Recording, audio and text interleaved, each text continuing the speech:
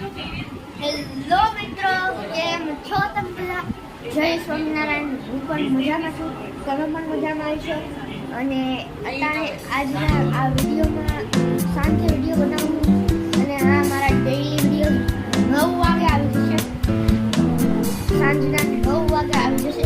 પણ આ 15 તારીખ લગી મારા આખા દિનના વિડીયો નહીં આવે.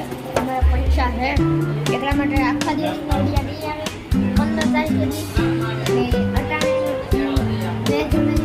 પપ્પાએ જમી લીધું, મમ્મી જમે છે અને આપણે